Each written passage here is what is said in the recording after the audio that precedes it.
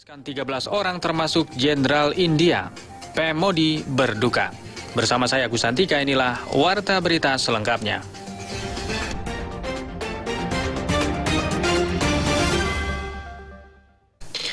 Kementerian Kelautan dan Perikanan (KKP) melalui Konferensi Nasional Pesisir, Laut dan Pulau-Pulau Kecil atau KONAS Pesisir di Jakarta Kamis menggugah berbagai pemimpin daerah fokus mengelola kawasan pesisir secara terpadu. Pelaksana tugas Direktur Jenderal Pengelolaan Ruang Laut (KKP) Pamuji Lestari dalam KONAS Pesisir ke-10 di Jakarta Kamis mengatakan, momentum KONAS Pesisir 10 dan Coastal Leaders Forum sebagai puncak acaranya harus mampu menggugah dan meningkatkan kebijakan politis para pemimpin daerah dalam pengelolaan wilayah pesisir terpadu di seluruh Indonesia. Pamuji Lestari mengemukakan terpadu artinya mengelola wilayah dengan memperhatikan alokasi ruang, daya dukung dan daya tampung, serta menjalankan kebijakan dan program yang terukur dan berbasis kepada data ilmiah.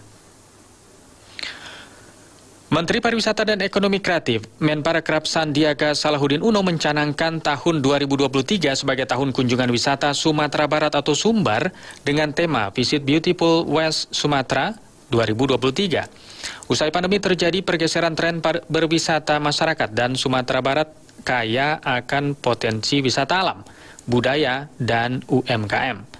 Menparekraf Sandiaga Uno di Padang Kamis secara daring menyampaikan salah satu yang bisa dioptimalkan dalam meningkatkan kunjungan wisatawan adalah penggunaan platform digital untuk menjangkau target pasar yang lebih tinggi. Menurut dia, saat ini tren masyarakat dalam berwisata lebih memilih daerah wisata yang ramah lingkungan, aman, sehat, dan jauh dari keramaian, serta mengusung kearifan lokal.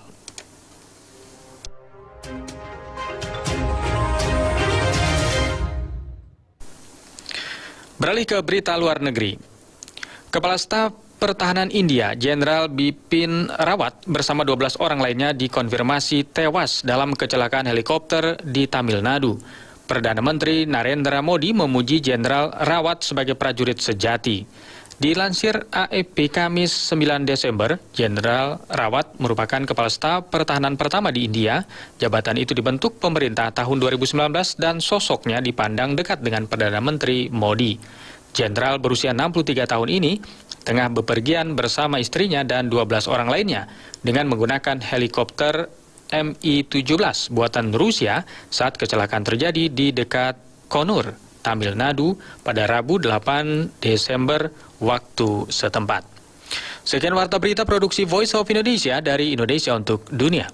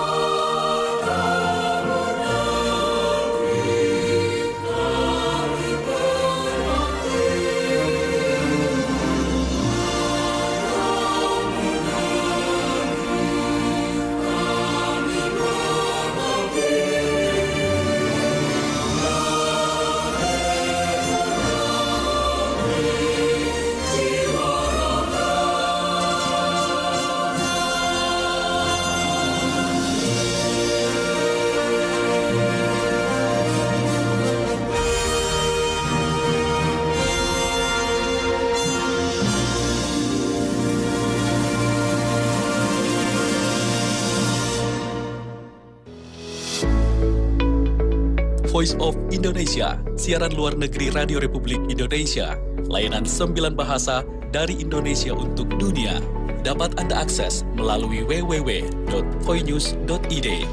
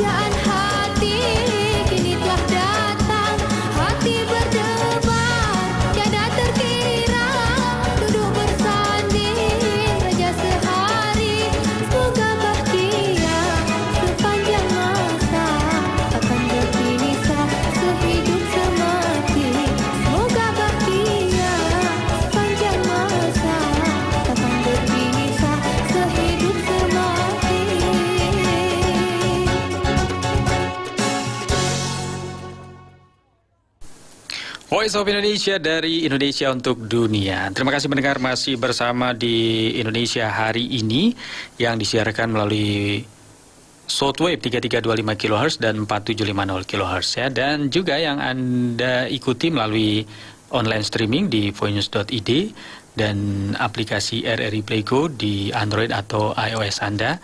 Selamat menikmati ya sajian lagu-lagu yang selalu hadir dari Voice of Indonesia. Baik itu lagu-lagu Indonesia dan juga lagu-lagu Melayu ya. Nah, saat ini akan kita nikmati 1 jam ke depan lagu-lagu bernuansa Melayu ya sampai ke pukul 9 waktu Indonesia Barat. Tentunya dihadirkan untuk menemani aktivitas Anda. Selain daripada informasi-informasi yang terus akan kami hadirkan, informasi-informasi aktual tentunya, informasi yang baik-baik dari Indonesia untuk dunia, hanya di Voice of Indonesia dari Indonesia untuk dunia.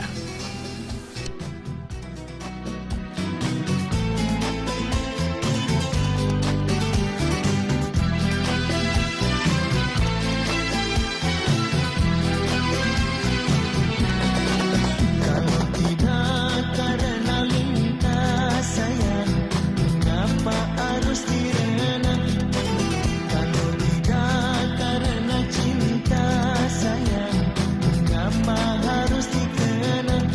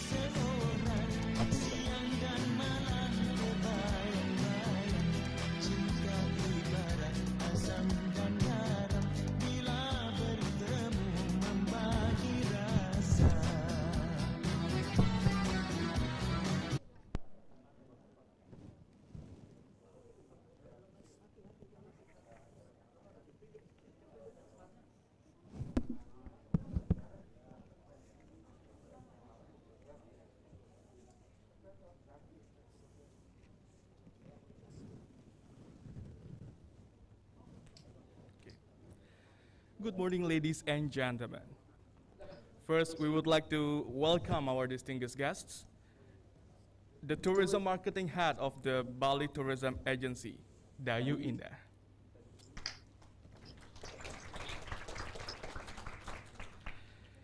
The head Recording of in Indonesian progress. Tour and Travel Agency Association, or ASITA Bali, Iputu Winastra.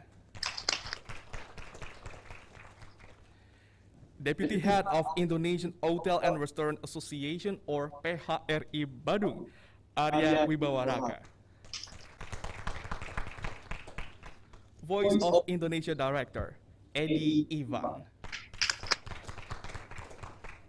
Ladies and gentlemen, welcome. It's an honor for us to present to you the 40th Diplomatic Forum by Voice of Indonesia, from Indonesia to the world. Our Diplomatic Forum today is live broadcast on our YouTube channel, VOI Indonesia, our Facebook fan page, The Voice of Indonesia, and our website, VOINEWS.ID. Ladies and gentlemen, today the Diplomatic Forum will be hosted by Daulat Pane, discussing the topic about the impact of the opening of international flights on Bali's tourism.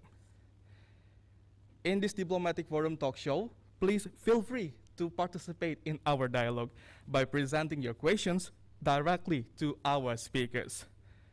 And now, I'd like to call the host of today's Diplomatic Forum, Daulat Pane.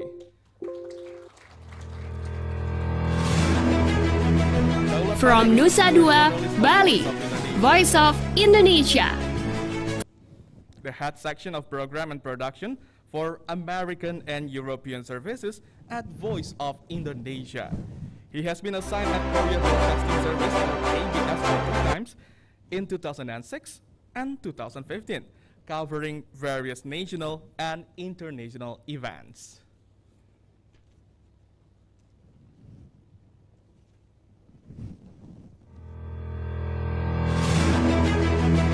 From Nusa Dua, Bali, Voice of Indonesia presents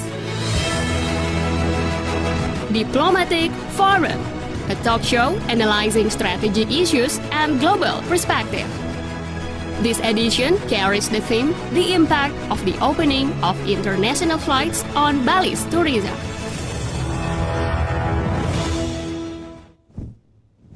Well, ladies and gentlemen, today our Diplomatic Forum is going to discuss a topic on the impact of the opening of international flights on Bali's tourism. And this Diplomatic Forum is live broadcast on YouTube, so you can watch this through YouTube, at VOI Indonesia, and also Facebook, The Voice of Indonesia. It can also be accessed through streaming, www.voinews.id. And you can also join this program by sending your comments or questions via our Facebook fan page, Voice of Indonesia and The Voice of Indonesia. Voice of Indonesia comes to Bali, far from Jakarta, to organize this forum directly here in Bali as our, in quotation, super priority tourist destination. So you guys should be happy to be part of Bali. I'm proud of you. And this 40th Diplomatic Forum will discuss with our speakers. I would like to call to come to the stage Ibu Dayu Indah, the head of, tourism marketing head of Bali Tourism Agency. Welcome, Bu Indah. Have a seat. And also, I would like to invite to come to stage Bapak Iputu Winastra, the head of Indonesia Tour and Travel Agency Association, Asita, Bali.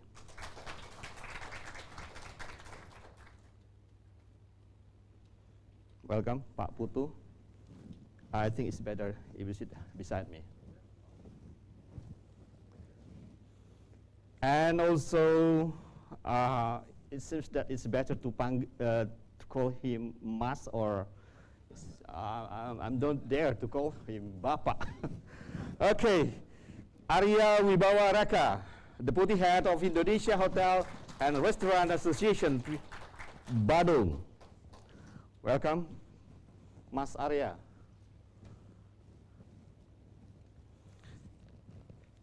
Ladies and gentlemen, since October 14, 2021, we know that the Indonesian government has given permission to the people of 19 countries to be able to travel to Bali and the Riau Island.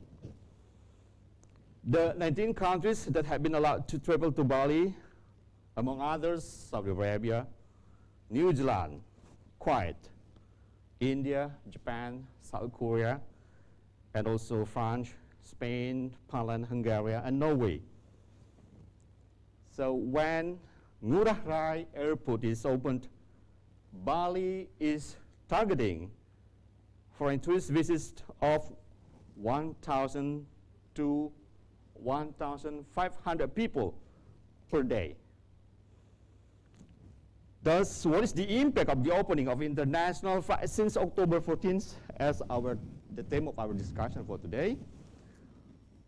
We will discuss this with our wonderful speakers today, Ibu Indah, Pak Arya, and also Mas Arya. But before that, before we come to the discussion, let's enjoy this one.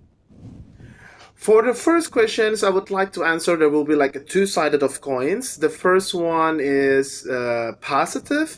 Of course, the local economic in Bali will be expecting a positive trend, such as the small street vendors, and then up to the the hotel owners will be massively expecting the resurrecting from its kind of business. And the other drawbacks that I would like to tell about is the this kind of virus, because a new variant of COVID-19 virus will be evolving, and I might not know whether it is actually brought by the travelers from some kind of countries that might be having some kind of the new variant of this virus, and it can be the direct gate for this kind of a new variant of virus to be coming through and coming along to the Indonesia by the time the international travelers arrive in Bali.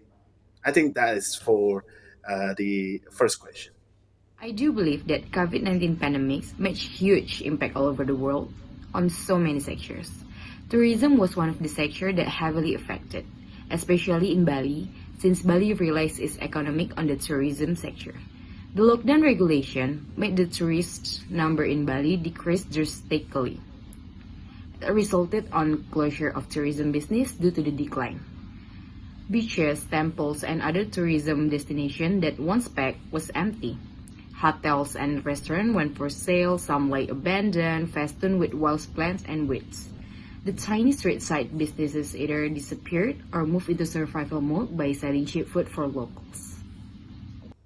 I definitely think that there was a significant impact on tourism, especially in the early days of the pandemic.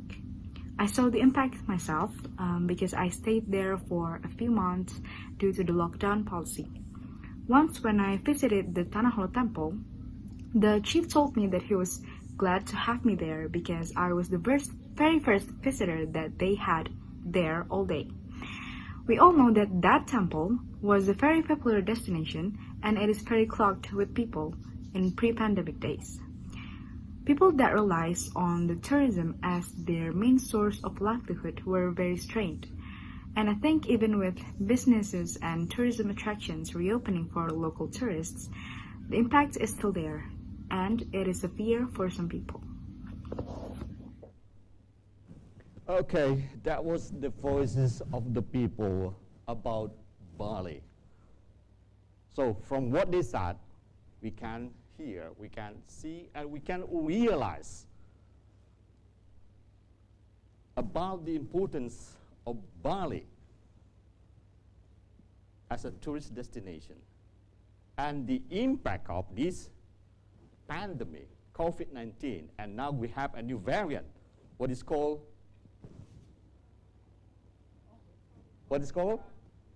Omicron. Omicron. So how long we will be like this? That's a pessimist sounds. That's a pessimist voices. There should be optimism. I hope from the discussion we have today, we have optimism, a positive sounds, a positive result. So Bali will revive, bouncing. Life is everywhere. Is that true, Pak Putu? Okay, so my first questions will go to Ibu Indah. We already listened to the voices of the people, what we call Vox Pop, about the situations. So is that the real situation? Because after 2019, the last visit for me, here is 2019, when I covered an international event in Nusa Dua, Bali at the time. After that, never come to Bali, so this is my first visit to Bali. So what do you say about, what do people say about this, Ibu Indah?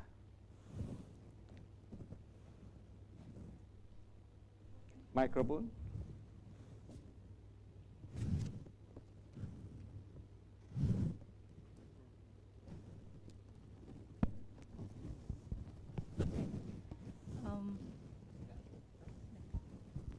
Thank you very much, Pak Daulat, for the times given to me. So I will try to respond for the statement of the audience before.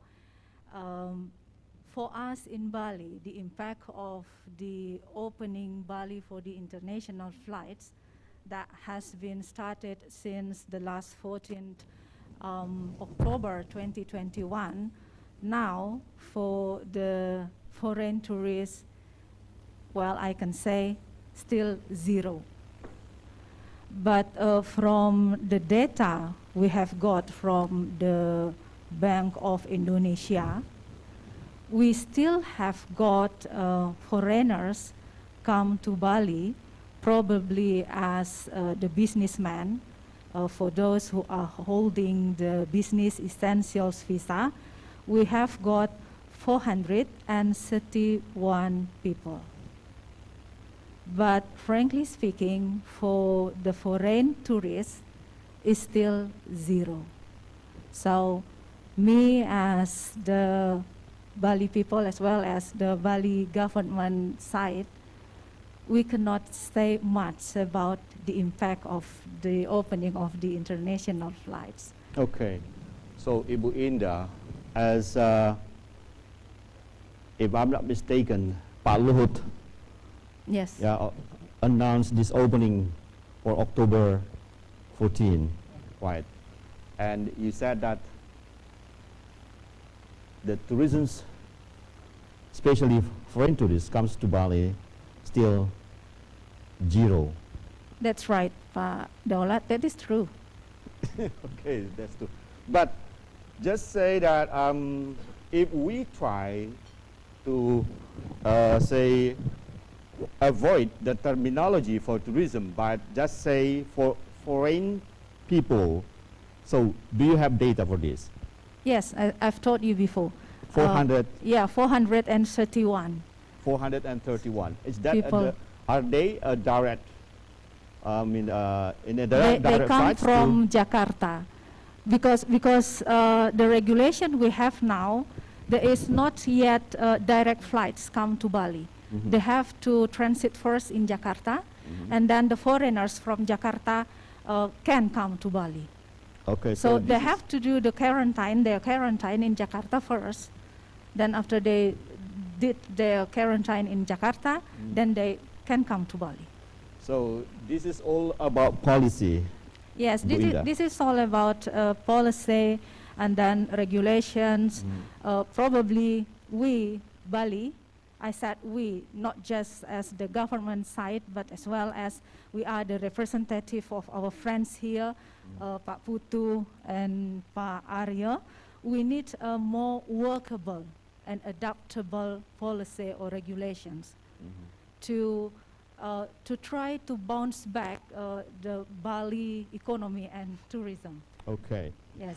Thank you, Bu Indah. You're welcome. I just want to inform you that Pak Luhut Binsar Panjaitan supposed to be with us today in this discussion this morning, but because he seems very busy, so he apologized to be not able to join us in this discussion. Also, Bapak Sandiaga Uno supposed to be with us this morning, but yes, again, because of they are busy, they are very busy. Seems they are very busy, especially in the end of the year, and maybe to make another regulations. I don't know. I don't know where we have to go to get the answer for this policy, Bu Indah. But so I will go to Pak Putu. So how do you feel the impact of the regulation, the opening of the international flights? Thank you, Pak Daulat. First of all, I would like to thank you for being a guest speaker here at the diplomatic forum arranged by the RRI. And before we answer the question, let me introduce first our associations. Probably most of you are here, you don't know what is ASITA. ASITA actually is the associations of the Indonesians travel agency, where before the pandemic we do have 406 members, full members. 406 full members. And 6 full members. Which is, they are all travel bureau. And 13 members are associate member. Associate member means that they are not travel bureau, but they are the institution that have relations with the tourism, such as like university, tourism university, tourism school, or cruise, something like that. But then, after the pandemic began in 2020, after we make the update of our members, now we got the information half of our members has been closed. Either they are closed temporarily closed, or permanent closed. And very negative, I would like to explain to you that the impact of this pandemic is really bad for our members. Since most of our members, which they are already closed, now they change their business to open the culinary business. They are selling food. Pak Putu, not negative. For us it's negative. Why? But all of them now they have become vendors. They are sellers. So who gonna buy? There's a problem. Sometimes they selling food, but one day they don't get even sold their things, because everyone now is become sellers. But as what the audience questioned just now, the impact of this pandemic for us as the owners of the travel bureau is really bad. Not only the hotel owners. Actually, ASITA as the organizations in the BTB, our stakeholder, become the locomotive of the tourism industry in Bali. Why? Because only the ASITA able to encourage the other tourism stakeholder to promote Bali and beyond. Yeah. Let's say like we working together with the RRI and with the destination, transportation, and also guides, and we make a package and we promote them to overseas during the exhibitions in the overseas for our destination, not only Bali, but all over Indonesia. Therefore, ASITA consider as the tourism ambassador for Indonesia. But since the pandemic, our members that mostly handle inbound tours, inbounders, what I can say, 90% of our members are inbounders. Because Bali as the tourist destination has been set up as the inbound destinations for the foreigners. Yeah. But when it is stopped, also impact to our members and also the Bali people. Why since 14 October when the Bali borders declare to be open for the international, but until now no one of the international flight landed in Bali. So by this fact, there is something mystic in terms of regulation. According to our discussions with our stakeholders, other stakeholders, we found that there are some regulation is not met with this condition. First is about e-visa. E-visa really make a very complicated regulation for those who want to come to Bali. For example, like if you want to travel to another country or one destination, first of all, you will think whether the country or the destination is easy to enter or difficult to enter. But when you think the country is very difficult to be entered, you will think twice to come to that destination, isn't it? Yes. Yeah. From the beginning, to come to Bali is already complicated. So you will think, who will come? The more complicated regulation you apply to the foreigners, so no one will come. This is the first. The second was the quarantine regulation. Can you imagine, let's say like the Asian countries or Middle East countries, that they are on the list of the 19 countries who are able to come to Bali for leisure. Their length of stay is maximum 5 days. If now the new regulation, they have to be quarantined 10 days. Yes. Who will come? Nobody want to come. Why they come to Bali only for quarantine? While other destination, they're offering something more easier. So they will choose our competitors' country. Let's say like Thailand, for example. They have Phuket Sandbox, no quarantine. Or even they said they have quarantine, but they have zone, they can go everywhere in Phuket. Even they stay 14 days, they don't mind. But my opinions, why don't government create a quarantine on the island of Bali? So the people will think before they go to another islands in Indonesia, they have to be quarantined in Bali, let's say for 15 days minimum of stay. Okay. Yeah. Pak Putu, Yeah. you have an idea that why don't we apply what Thailand, they have Phuket Sandbox as you said, right? Yes. But let's see, considering the area, Bali as an island, and then Phuket is an area. Right. It's an island as well. The Yeah, same it's like an that. island Yeah. as well. Yeah.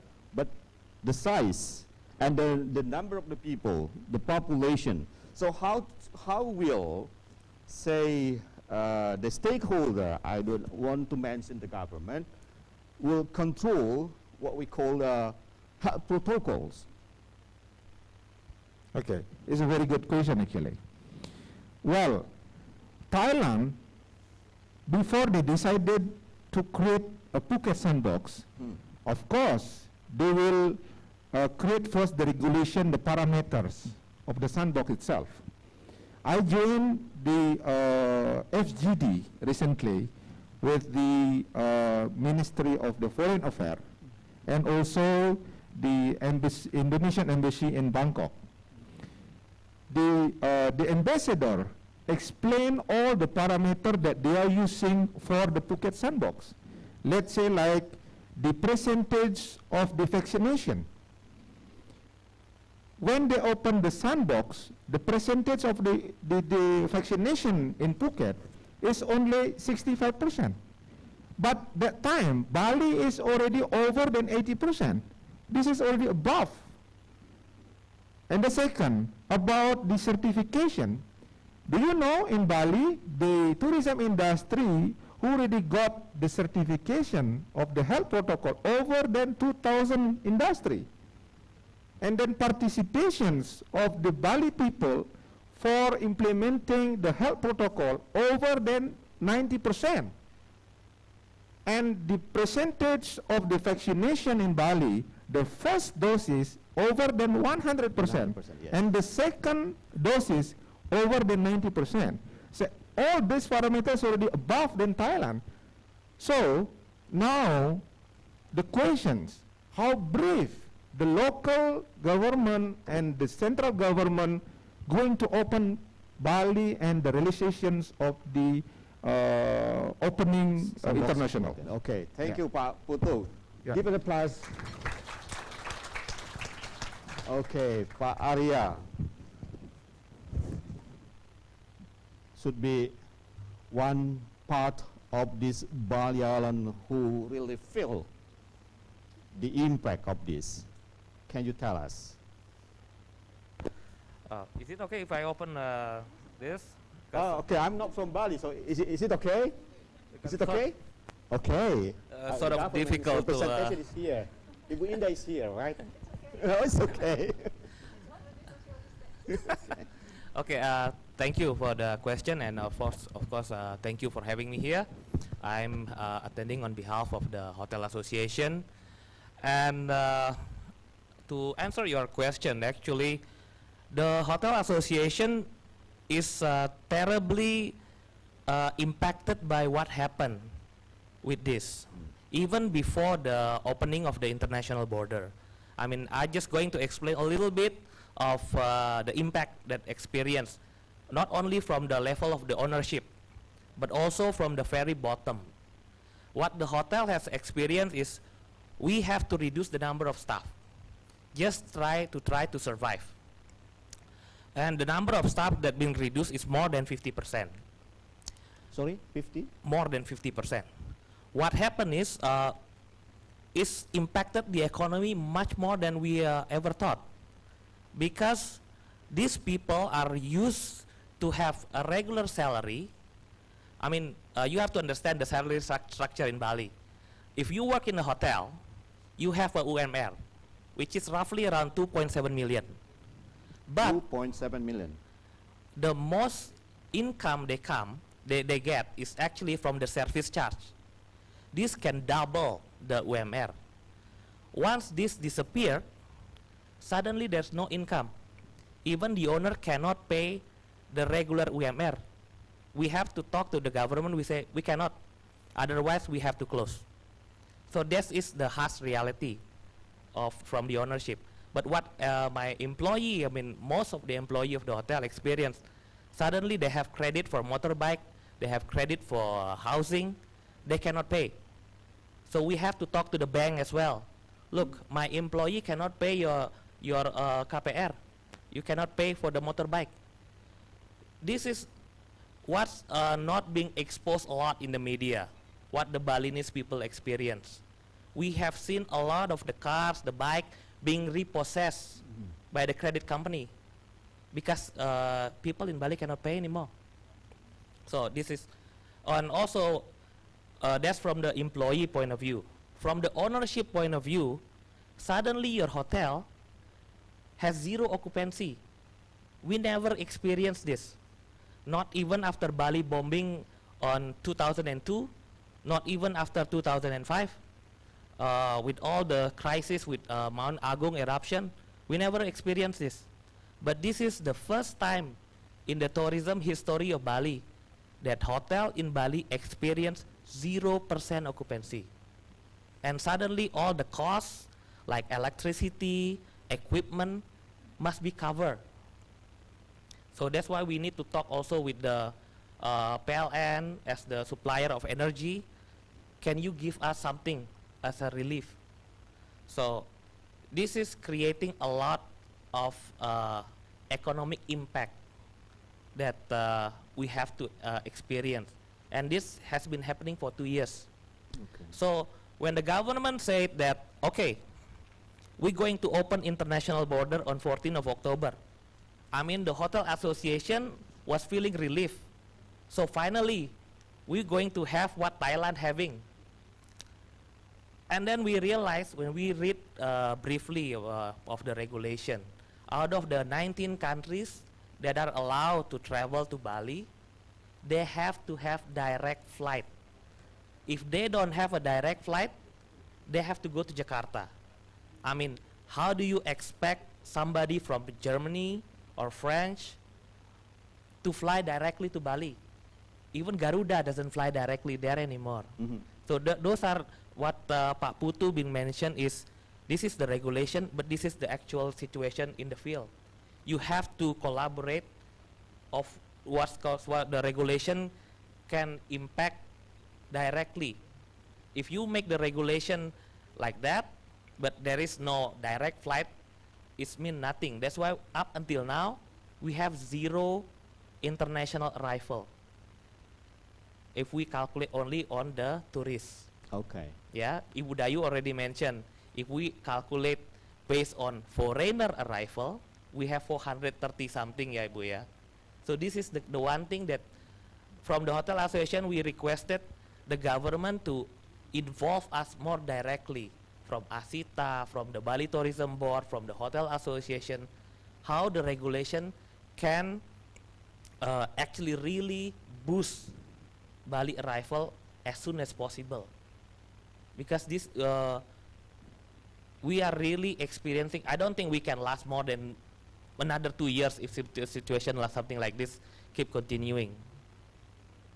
Okay. Yeah. So, Pak Arya, you said that involve the PHRI directly. What do you mean about this? So, isn't that any, say, coordination, communication between the PHRI, ASITA, and also the government part in, say, I do not say national policy or national regulations, but at least Bali or provincial regulations? Okay. In terms of impacting the PHRI or the hotel association, ya Pak ya, when in Badung area we have 90,000 room available. So when this 90,000 room suddenly empty, you have to cut costs, and suddenly all of this room will not be in the position or condition that are suitable to have a guest, because the maintenance being lower, and some of the hotels are actually being closed. I have the data from the Bali statistic. In 2019, there are 580 hotels in Bali from 1 star until 5 star. And in 2021, we only have 380. 380. Yeah, decrease. Okay. because majority of the owner decided, okay, Close. I don't want to eject more capital into the hotel. I'd rather close the hotel. Okay. So out of the 380, I don't think not all of them are in the perfect condition to welcoming the guests. So those are it is impacting our member really hard in terms of the condition of the product, the services that can be provided to the guests. This is what we are worrying about.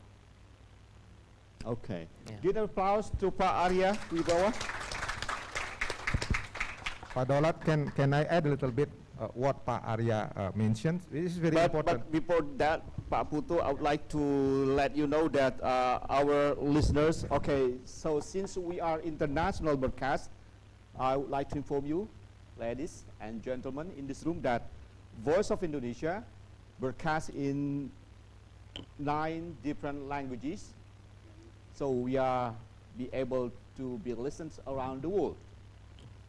And one of our listeners, Radas Krishna Pillai, asks questions later. Is Bali a good destination for foreigners to visit in Omicron situation? You can answer this later. But before we answer these questions, Pak Putu, as you said, you want to add what Pak Arya said? Yes. In regard to the direct flight, actually, I would like to say, even before the pandemic, no one of the airline able to do the direct flight from Europe to Bali. Europe or to Bali. Yes. But you see on the 19 countries, on the listing of the 9 countries, most of the countries they mention is European there. So then, this regulation is really contradictory with the reality. And our opinions, why don't we create a regulation, the flight able to stop at the country that mentioned on the list as a hub. And also, in fact, our fleet carrier, Garuda Indonesia, never fly in some those countries. So I think it is impossible to have the regulation direct flight to Bali. That is the first. And the second, my opinions, since some of the country they already consider as the low risk country, actually able to put more country that allow to come to Bali. Let's say like Australia, for example. Australia, they already have 150,000 passengers ready to come to Bali. Yeah. As long as the new regulations is clear, no quarantine, they just pick up their luggage and then fly to Bali, because Bali is their second home. Now the point is, the regulation should be clear before we promote Bali. Thank you. Okay, I will ask that questions what you mean about clear, Pak Putu, but before that, we got a break, and this is the end of the first segment of this diplomatic forum.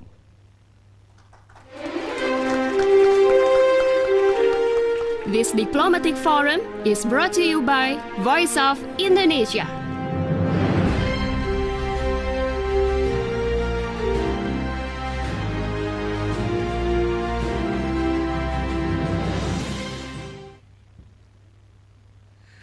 For the second questions, I might say that I would be focusing on the positive trends where the hotel owners and of course the small street vendors are expecting to be back in business soon, and this is actually the golden opportunity for them to actually gain any kind of advantages from the increasing numbers of the international travelers from Bali. The other thing that I might actually say regarding to the subsequent questions from this, that Bali has a potential to be actually reaching their peak in terms of the international tourism industry, because not only the international travelers are coming along to Bali, but there will be some surging numbers from the domestic travelers who actually spend their vacation times, or either they just spending some the working from Bali methods, since it is actually the time for Indonesia to be actually saying the positive that we could actually revive after this, you know, sadly moment whenever the pandemic had hit our country. And that's the other thing that I would like to mention. You know, I personally have the expectation for the international tourism from Indonesia, because it's not only Bali which we may actually put into our basket of business in the tourism. We could also expose the other part of Indonesia, since of course I literally watch and see the video that the Komodo Island has, of course, the beautiful scenery. Even though I never actually had been into this such of Komodo Island, but I might probably say that Indonesia has another potential thing to be digging on the tourism industry, not only Bali, that we could actually expose on. Thank you very much. For the pandemic. I am confident that Bali will return to its popularity as tourists' favorite choice of destination, because its tourism is based on unique culture that is able to drive tourism potential. Moreover, Bali, as the land of gods, appeals through its natural beauty of looming volcanoes and iconic rice fields that exude peace and serenity. Also, its magical temples and stunning beaches, paradise for the sufferers. Hopefully, the vaccine program, health protocols, and rules from the government as prevention of the spread will put an end to this pandemic, and soon Bali will back on its golden days. Yes, I think that it is highly possible. Bali has been a very popular destination worldwide and for so long that it will not disappear from people's mind entirely. But I think that it is not going to restore in a short time. Even with the loosening of the lockdown and quarantine policy and the vaccination program, the tourists may not be returning so soon, especially the international tourists. A survey conducted by the International Air Transport Association showed that 84% of the respondents have no interest in holidaying at destinations that requires quarantining. I think that should be taken into account. Therefore, I think Bali would return to be one of the world's most popular destinations, but it is not going to be anytime soon.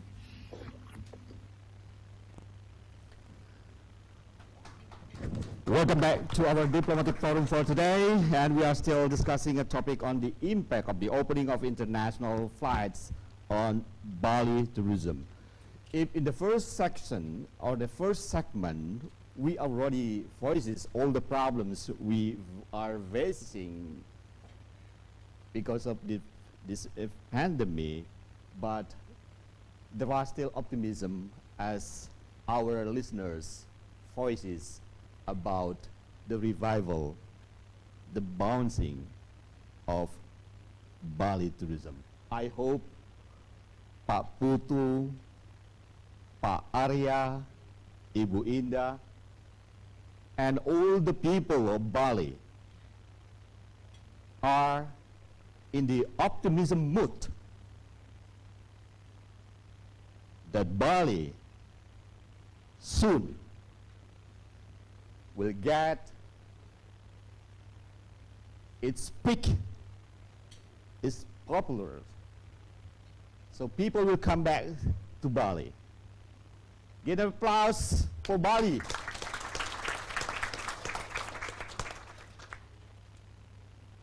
Ibu Indah, there is a questions from our listeners, if you still remember. If not, I will read again. Yes, is it Bali? That's about Omicron. Yes. Yes. So the question is it Bali is a good place to be visited during Omicron? Omicron. Omicron, okay. So the answer is Bali is very ready to welcome all tourists or all people to come to our island. So my reasons to say that, as Pak Putu and Pak Arya said, our vaccinated community in Bali is already very high. 80%, the second, yes, Over 90. over 90%, and then the first phase is already more than 100%. Why it is possible to say more than 100%? Because we do the vaccine not just for the Bali ID holder, but also for the non-Bali ID holder. So you just have to show your domicile letter, and then you will be vaccinated in Bali. And then the second one is the tourism facilities in Bali has applied the CHSA, cleanliness, health, safety, and environment adaptation during this COVID-19 pandemic.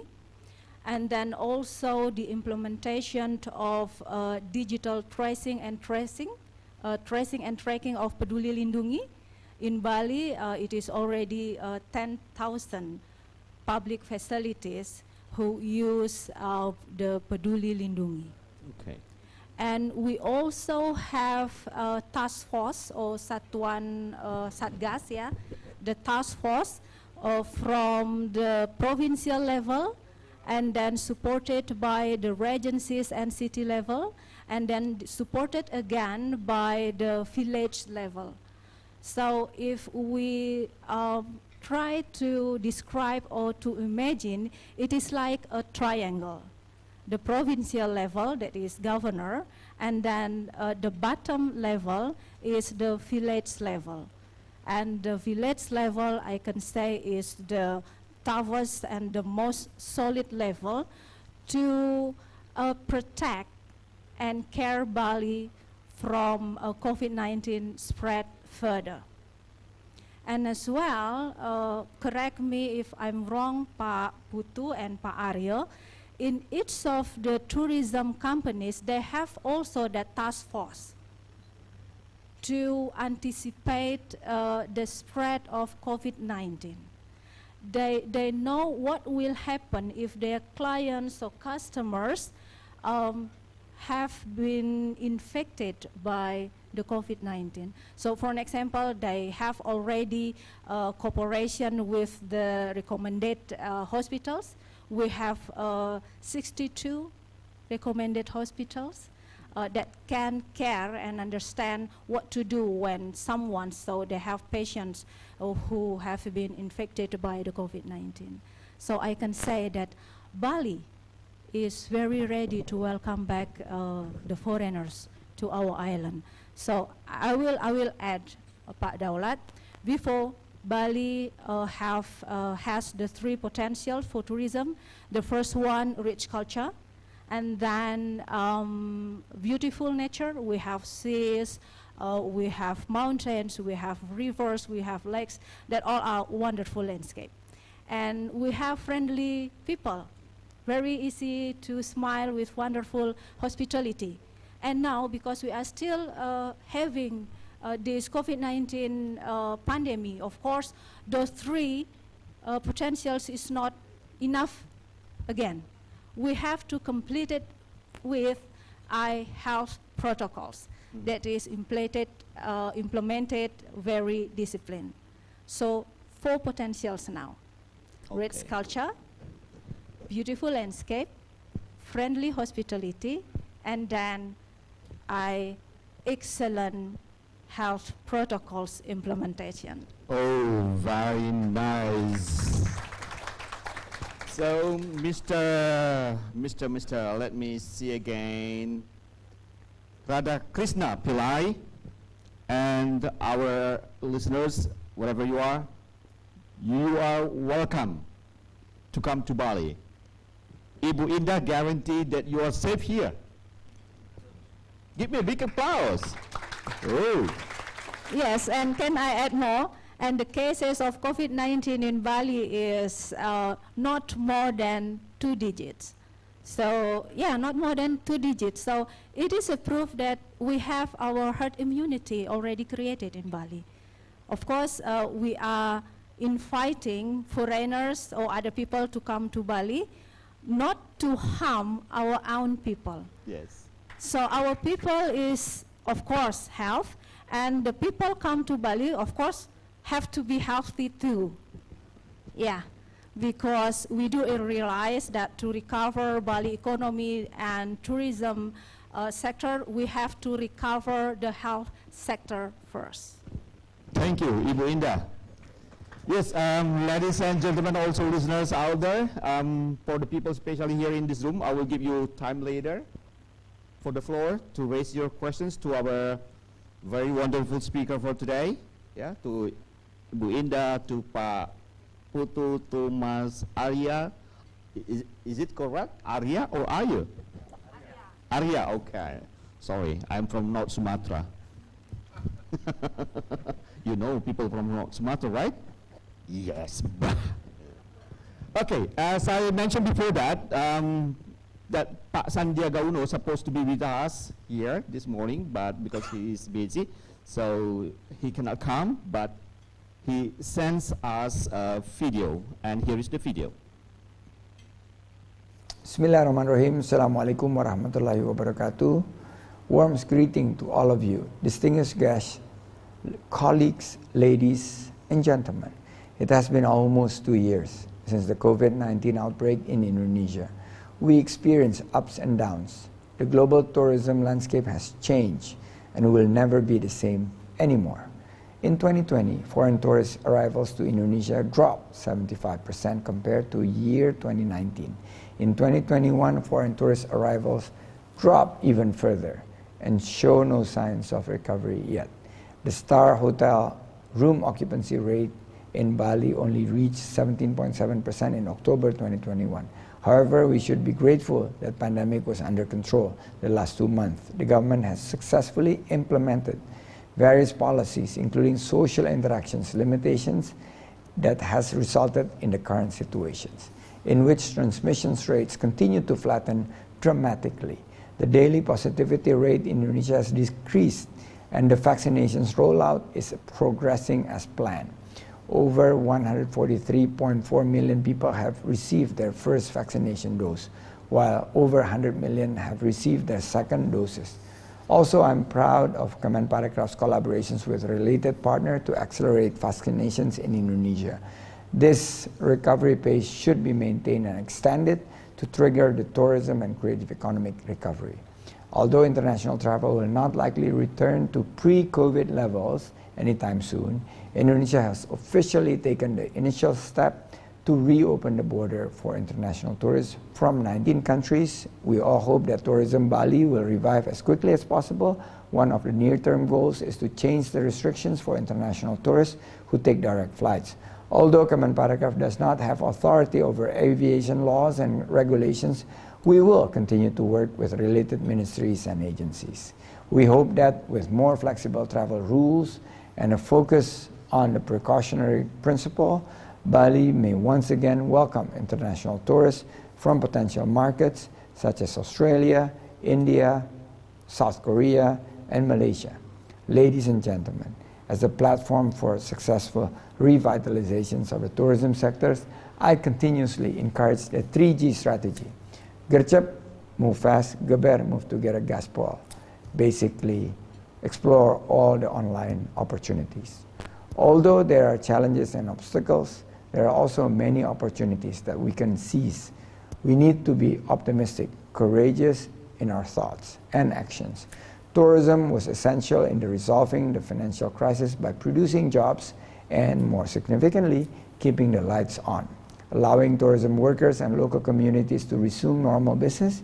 On these occasions, I would like to express my gratitude to Voice of Indonesia for hosting this forum. I hope that this forum will generate new ideas to help the economy sectors, particularly tourism and the creative economy. We hope that the community, academics, businessmen, and media will join us in this journey to equip ourselves for success in the future tourism economy for Bali and Indonesia. Thank you very much. Wabillahi taufiq walhidayah. Wassalamualaikum warahmatullahi wabarakatuh. Waalaikumsalam warahmatullahi wabarakatuh. Okay, as I mentioned before, I mean, the buried those pessimism and build optimism, including you, students, academics, community member of this Bali island. Be optimistic that Bali will revive. See? Okay, it is time for you now, for the floor, to raise questions.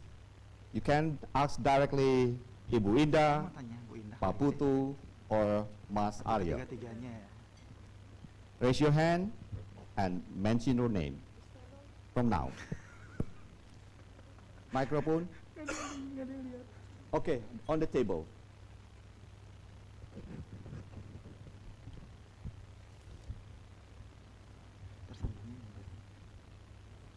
Okay, check. First of all, Om Swastiastu. Thanks for the chance given to me, and thanks for the chance for inviting us from Udayana University. My name is Ida Bagus Gede Subawa Putra, and I have question. Sorry, Ida Bagus? Ida Bagus Gede Subawa Putra. You can call me Gus Day. Okay. So I have a question to Miss Indah. Is that you? So that you are saying that Bali is safe. Well, actually, our government is already said since few days ago that Bali is safe to visit. But why? Why our numbers of visitors, especially from tourists, of foreigner tourists, still zero? I mean, the question is now that why there still less of visitors from foreigners to come to Bali? Are we not sure enough to warn the world that Bali is safe? So what is government plan about it, especially for the future for Bali? Thank you. Okay, thank you. Ibu Ida. Yes, Gus Day, thank you very much for your questions. I am Udayana University graduate also. And your question, why is that there is no foreign tourists yet? In spite of the fact that we as the government said that Bali is already ready to welcome them all. So the reason for that, because of the regulations. Some of our friends here, Pak Putu and Pak Arya, already explained to all of us here that the regulation, for an example, the complicated procedure to get visa, to get the entry permit to Bali is still complicated. So if it is possible,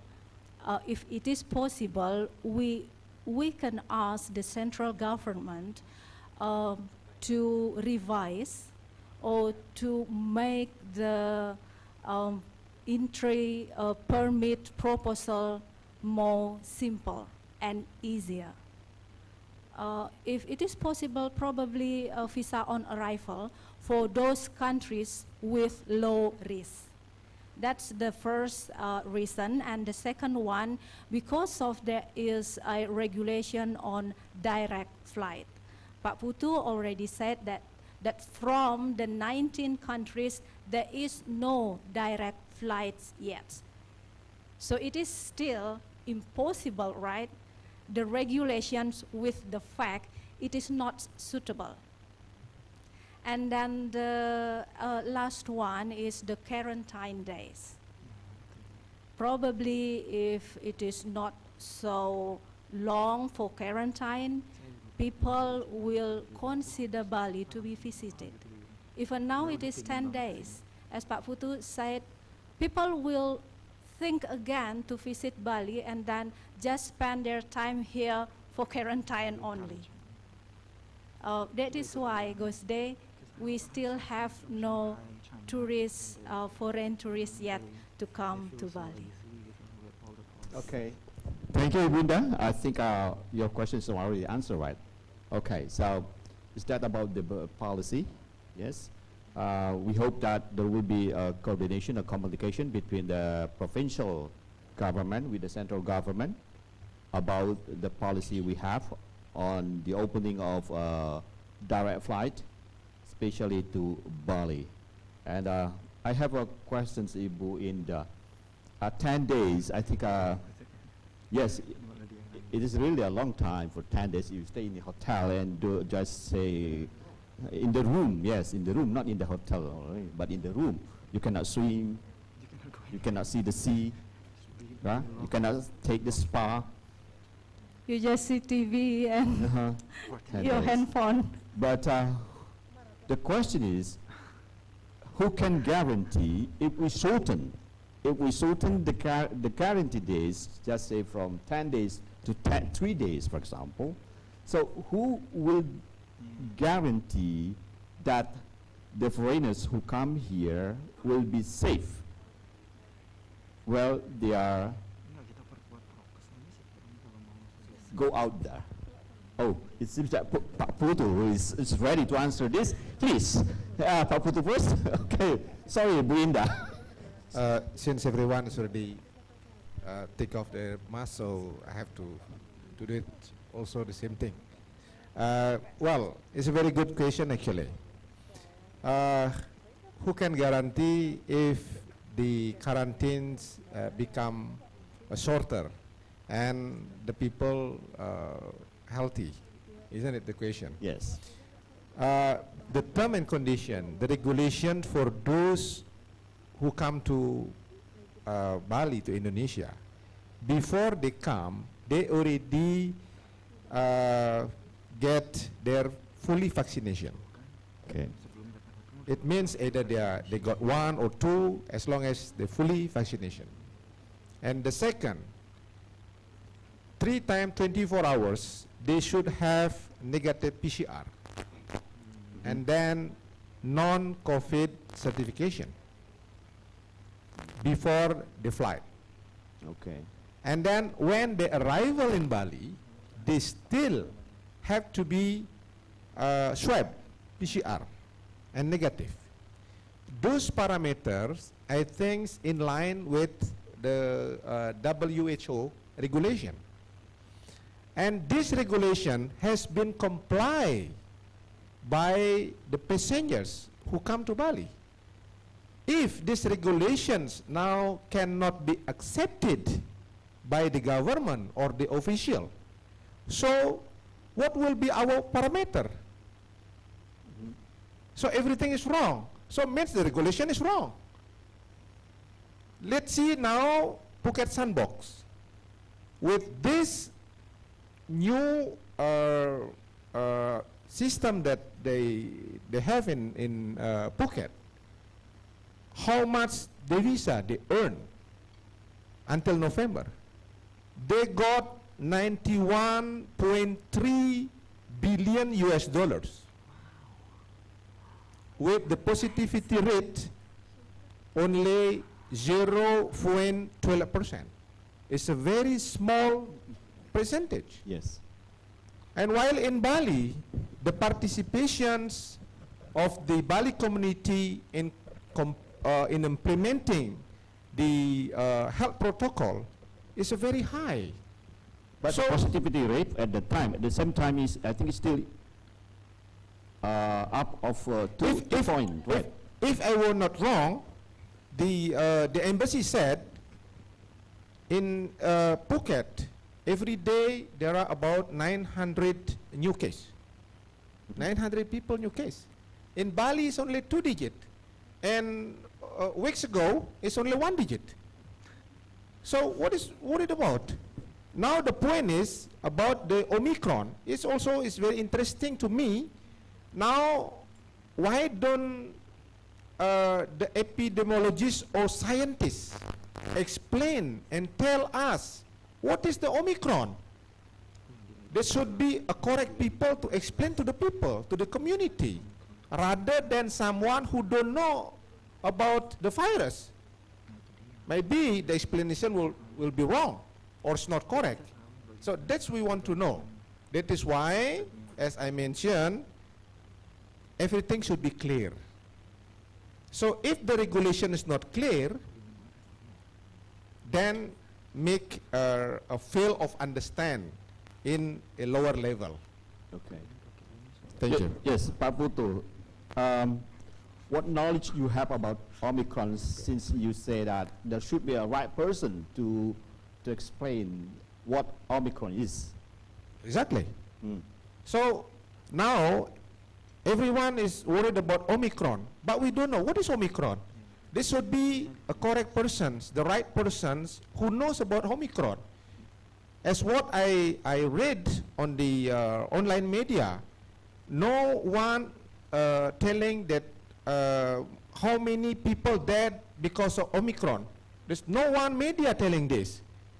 So if because of Omicron we worried about, but see Thailand, the more and more visitors coming there. So what's wrong? Now the point is, don't stop the activities, don't stop the event, but the health protocol should be tightened up. The people should apply the CSA protocol strongly. That's the point. Yeah, the vaccinations we follow.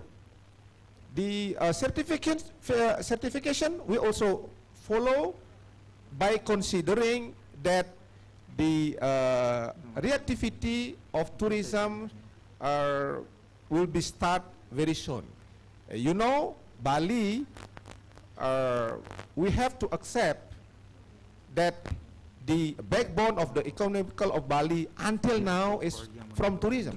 Yes. That is why the willingness of the Balinese people to participate the vaccination is very high. Why? Because of tourism, they can eat, they can get something in their life. Okay. Yeah, thank you. But Putu, I remember 2 weeks ago, if I'm not mistaken, I joined a Zoom with Pak Sandiaga Uno and also Pak Gubernur, the governor of Bali, and some friends from Thailand. I'm not remember, Thailand or Cambodia, I don't remember, in the Zoom. And the governor said that Bali should not or may not be rely on tourism anymore. So Bali should explore its potential outside tourism. That's the governor said at the time. If not, I don't know how long this pandemic still go on. Okay, give an applause to our speakers. Second questions from the floor. Wow, this is what we want. Bali people participated in this diplomatic forum. We have a man and now woman, okay? Okay, you are baby. You are baby, yeah. Come on, baby. It's on? Check. Okay. So thank you for the time for given to me. I'm from Udayana University. My name is Nikada Tejarini. You can call me Teja. Teja. Teja. Yeah, okay. right, correct. Not TJ, right? Well, we can call you. Okay, so for the question, we already know, right? The status quo right now showing, and the urgency right now showing that we need to focus on the economy. And then the status quo right now is showing Bali is already ready to be open to the international flight and the tourism. And then the question that I'm going to ask you are we going to risking our health for the sake of the economy? And then from the status quo that the speaker showing to me, there's we already like 2 months open to the international flights, but the thing is, there's no foreigner. There's zero visit, right? And then what is the actual point if we open if we kept doing nothing like that? And we also knew that the regulation is like the speed bomb of the tourism and stuff, something like that. Thank you. My question is can be. So the point you have 3 questions. Right. Okay, Yeah. Ibu Indah, I think Thank this is you. about policy. Thank you. For Tija, okay. Okay, Tija, for your questions about what is the point of having Bali open for the international flights and then nobody come yet. That is why we need revised regulations that is more easier, that is more workable with, and it is more adaptable with the real fact in the field of tourism sectors. And then the first question again. The first question the status quo, right? About risking our hold. Okay. So Tija, we have been in difficult economy, yeah, almost 2 years. So the question is, which one is more important, health and economy? Both are important, because without economy, well, who can live without money to buy food? I'm sorry to say, I am from the government sector. I should not say this, but I have many discussions with our friends. They say that if we are not die because COVID, probably we can die because we are not eating. Yeah, but that's the real, that's the fact. So the solution is now, as our president say, gas and ram, so brake and acceleration. Yeah, accelerating. We have to be able to control. So the solution is, we have to do the activities with the new normal. We still have to study, we have to work to welcome the foreign tourists, the domestic tourists, but with disciplined health protocols. And as Pak Daulat said before, that our governor said, we cannot rely more, we cannot focus more on tourism sectors because of this COVID-19 pandemic. We have to rethink, yeah. We have to explore again about the Bali economic creative sites.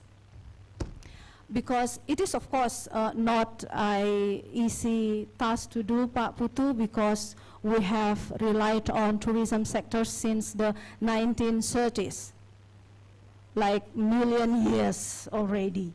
But we have to face the fact that Bali have to be able to explore other sectors than tourism, like the agriculture. Of course, not the traditional and manual agriculture. It is more advanced and modern system for agriculture and the economy creative sites. That will help, that will support us to bounce back in this pandemic COVID era. And then the last questions? I think that is all. Yeah. Okay. That is great. So thank you very much. You are all smart and wonderful audience. Thank you very much. Thank you, Tija. Okay, Pak Putu, Pak Arya, you want to add what Ibu Indah? If not, we will go to another. Okay. Next. Oh, 2 more. May I have 2 more? Not 2 more, okay, but 2 more. Okay. Okay. But we have another table there. 2. Oh my God. They pay me for 2, not for 4. Okay. Yeah, that handsome boy. Well, thank you for the time. I'm Andri from Andri from Andri. University of Makassar, Denpasar. I would like to probably give a little bit opinion and also ask a question as well. We actually, if we refer to the data, we can see that the death rate from COVID-19 is not that high compared to the rate of those people who are cured and can survive. Don't you think, like I asked this question to all of you, the speakers, don't you think it's going to be a moment for the government to really be brave to take an action? Because from the data, we can really see that the people who are cured is actually higher from the death rate. That's a question. Thank you very much. So we'll answer this directly, or others? Okay. But don't forget the questions. Okay. Okay.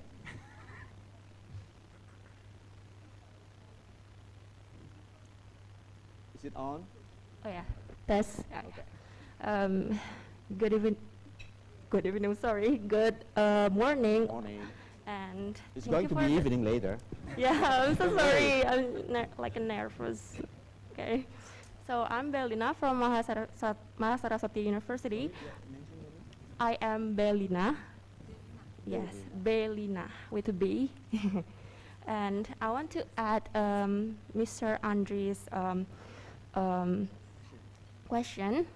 I think that to change a quarantine policy, I think it's possible if we make a category for the tourists. For instance, like we can see from the health record and the fully vaccinated too, and also the age range that for those tourists who want to come to Bali. And at least if they have all that category, they have protections to protect their health. Yeah, that's all for me. Thank you. Okay. So the point is about the health protection, right? The age category and health record. So we pay attention for that before the tourists come to Bali. Does it mean that old people should not come here? No. Maybe we can pay attention to the health record too. Okay, yeah. Thank you, Delina. Yeah. Yes, Thank you so for much. all the speakers. Ibu Indah? Okay, I will answer first or respond to Mas Andri. Okay. Mas Andri, yeah, about seeing the data of COVID-19 cases that is not high. That is true.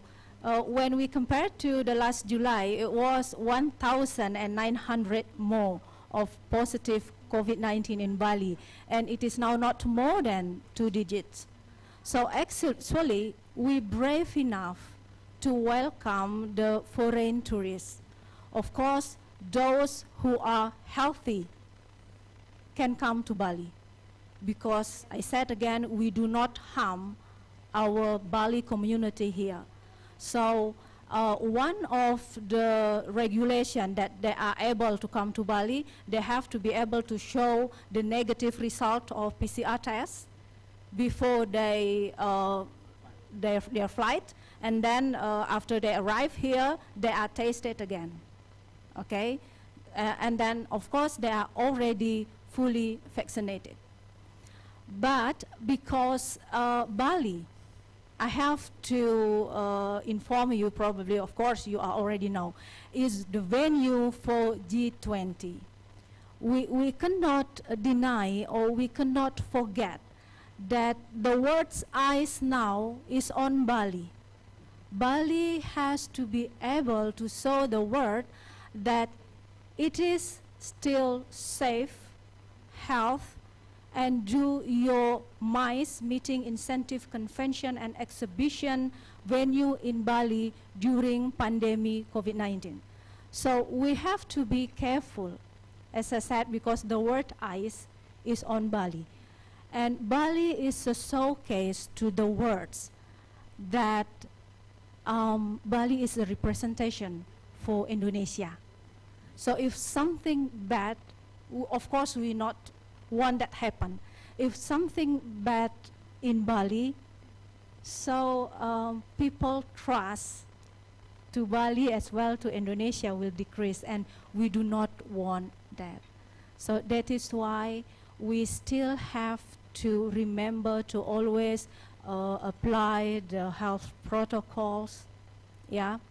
And then in this G20 presidential level events, Bali has been chosen as the venue other than Jakarta.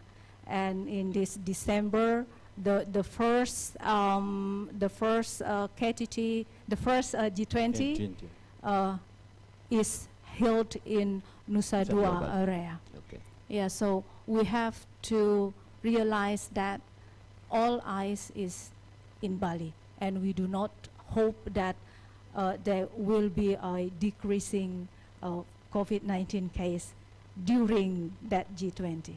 Okay. Yeah. Thank you, Ibu Indah. Yeah, you're welcome. Pak Arya, Mas Arya.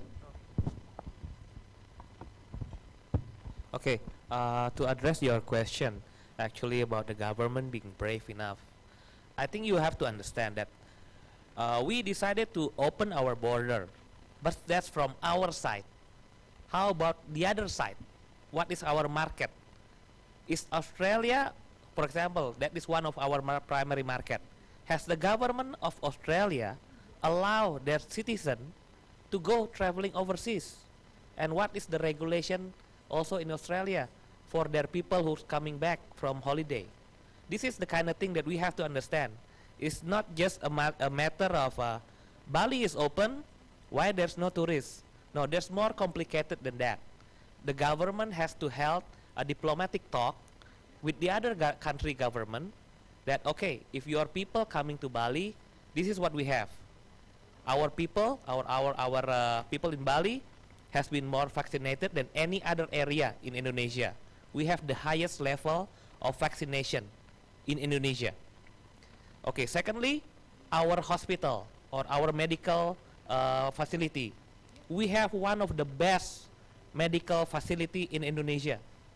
Okay, we even assign one of the hospital to be hospital only for COVID. So that is the step. And also we have to applause to the government, because once the first vaccine arrived in Indonesia, Bali is the priority for vaccination. So this is a matter of how the government, in the central government, to talk to other area. If I can suggest to our government, Bu Indah, maybe rather than targeting Europe or America, who is very far away, I mean, if you've been to New York, it's 24-hour flight. So why not we target ASEAN country plus Australia? So it's like ASEAN +1. Why? Because logically they can fly within 6 hours to Bali. And the people in there also, they know what facility that we have in Bali. So those kind of things. So of course, we also from the private sector also encourage the government. Look, we appreciate you already opened the border, but we need you to talk as well to other country government. Show them that what Bali have, because we understand the importance of the G20, right? That all eyes are on Bali. Yes. That we need to make sure that the conditions are controllable. However, we have time as well. We need to do drill. We cannot just suddenly have like 20,000, 30,000 people arrive in Bali while we never experienced that for 2 years. That's why I'm suggesting that we gradually open to ASEAN and Australia.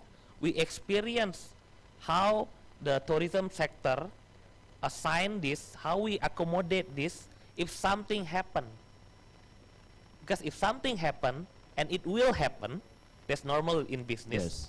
We have time to think about the emergency plan. What happen if outbreak happen in Kuta? What if the outbreak happen in Ubud? What do the government will do? Because we cannot do that if the G20 already arrived in Bali, all the head of the nation already in Bali, and we suddenly have an outbreak. Yes. That will be a catastrophe for Bali. This is why we're suggesting also to do that. So thank you for the question, but but the private sector also encourage the government to speak more, to do more. Okay? Thank you. Mas Arya, Pak Putu? Thank you. I think all my colleagues has been explaining a lot, but I don't want to repeat all the answers. But however, the point I would like to say that every time the government want to create the policy, in order the government invite us as the private sector to be involved in that policy, so that we both know, not just the government know the policy that they are creating. And the point is, talking about the G20 is very nice to talk about the G20, because it seems that the G20 going to give the very big impact to Bali. But see, the G20 going to happen next year in October. Do you think that we able to stand with no income until October next year? This is a question from our side. The government say that we have to taking care of G20 in order that happens smoothly in Bali. But my questions, what's going to compensations given by the government to Bali community that live in the tourism sector? That's the point. If the central government give enough compensation, then we stay cool.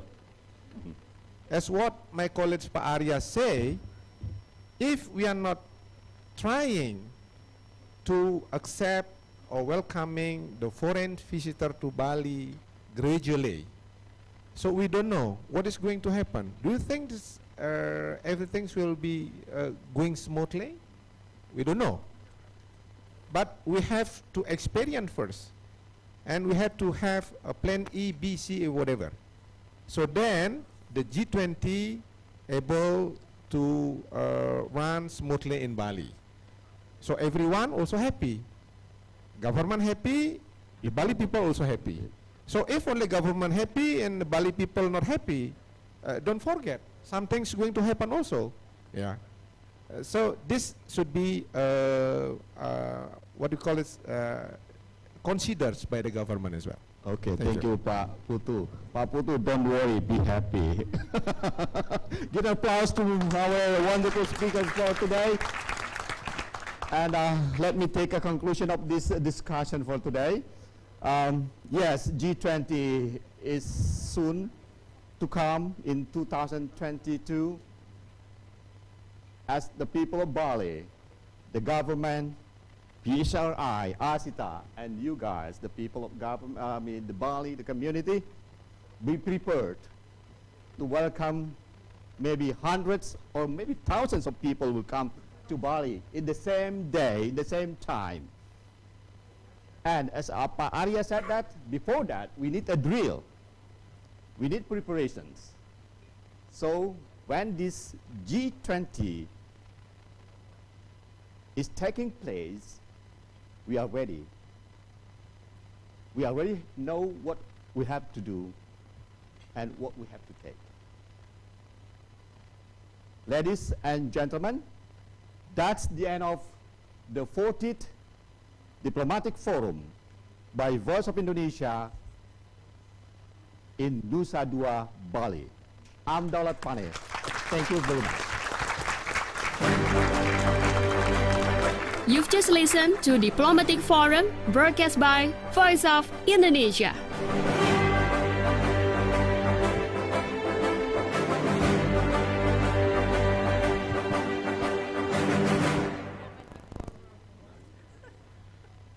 Thank you very much. Okay. Thank you very much for Pak Daulat Pane for hosting such an interesting dialogue, and also our speakers. And therefore, as a token of gratitude for the speakers, we would like to hand over some souvenirs to our speakers. I would like to invite the Director of Voice of Indonesia, Bapak Edi Ivan, to come to the stage.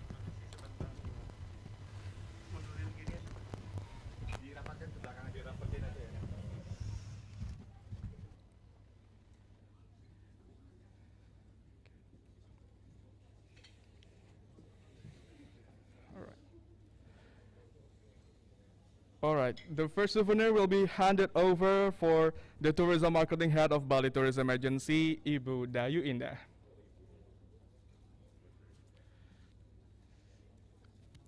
Please give a round of applause.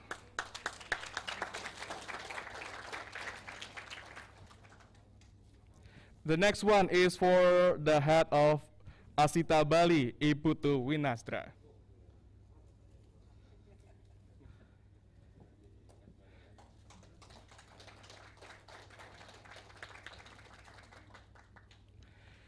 And the final one is for the Deputy Head of PHRI Badung, Arya Wibawaraka.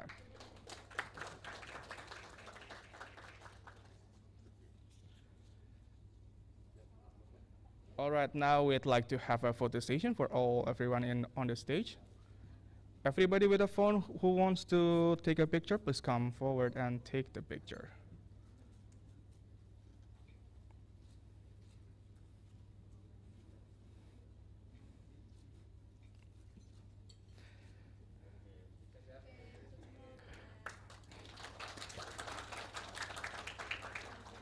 Ladies and gentlemen, that ends our diplomatic forum for today. Thank you for coming and participating. But before going out, if any of you having a plan for lunch, please forget about it, because we have a lunch above, just on the ground floor at Rasa Restaurant.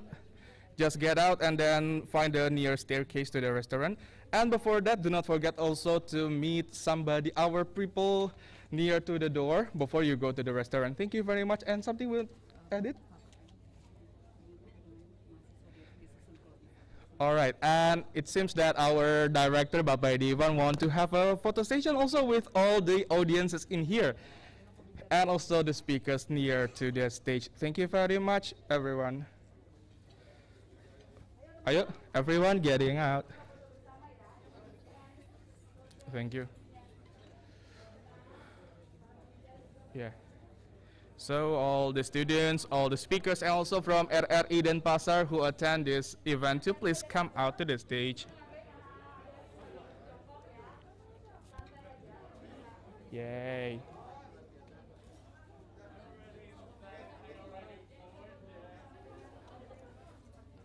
Jeez.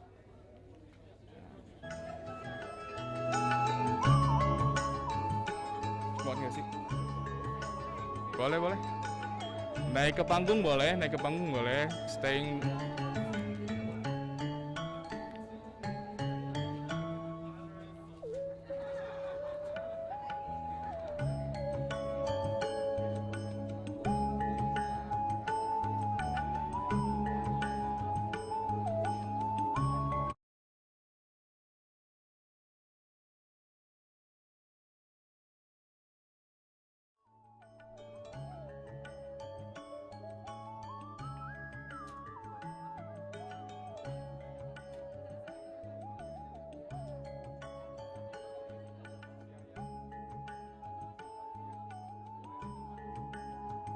Beberapa boleh.